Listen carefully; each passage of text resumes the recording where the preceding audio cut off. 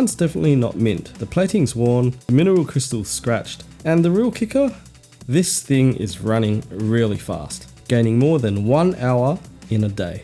Probably after decades of wear and tear, I'm kind of fearing this one might need a full service. But I'll try and run some tests and maybe even have a crack at disassembling and reassembling it myself. I was hoping it would have been a simple fix, but I thought I'd take the chance in this video to show how I debugged this old Miyota movement. First up, I actually just tried adjusting the regulation. There's a little lever with a plus and minus symbol on the balance assembly, and you're only meant to nudge it a tiny bit at a time. So unfortunately for me, moving it a smidgen, the hairspring just came out.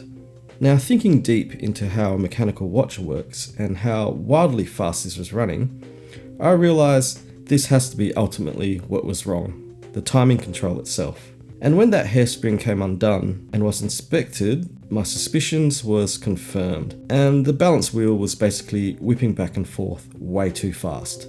So what to do? Well, I was presented with 3 options. First, I could try just replacing the hairspring itself, but this looks insanely finicky. I don't even know how it connects onto the end. I don't think it's impossible, but to me it just looks painfully difficult. Second, the easiest option. I could just replace the entire movement.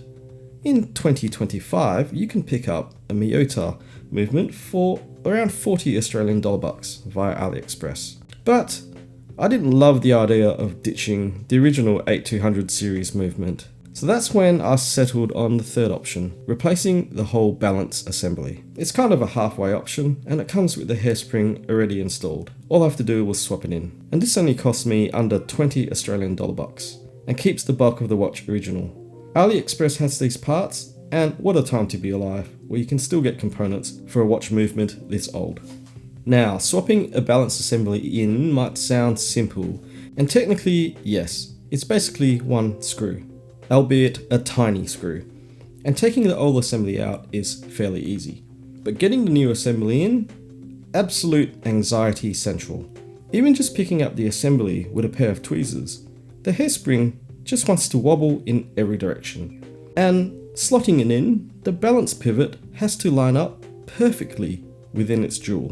One slip and it won't swing, or worse, possibly cause some damage. So you really do need a steady hand, sharp eyesight, and ideally some magnification. I had none of that, and I didn't realise how drinking a full cup of black coffee beforehand would really make things worse. My hands were shaking just thinking about it. This took multiple attempts, and I also tried placing the pivot arm in 2 different positions. What finally worked was pre-winding the movement and angling the hairspring pivot gently into the right exact spot and then giving it a gentle shake. Finally, after it's all lined up, it sprang to life. The balance wheel started swinging beautifully smooth as silk and wanted to live again. Pure relief. Once everything was lined up, the task of getting that tiny screw in was easier said than done, but this watch now has a second life. I've been checking it every hour and it's perfectly in time. For a $20 part and a garage table repair, that's a massive win in my books. So this old Citizen Eagle 7 lives again, properly. A new balance assembly was all it took. Now this watch is still rough around the edges, but at least it actually tells the right time now. So next up, I'm going to be taking the entire watch apart and giving it a proper and thorough clean. Plus also replace and upgrade the scratched acrylic crystal with a sapphire one. This should bring this Eagle 7 up to almost new spec. Alright, that's a wrap for part 2. I'm really stoked that this movement is now ticking away. I'll catch you next time, and I'll show you the final results in part 3. Thanks for watching, subscribe, and catch you next time.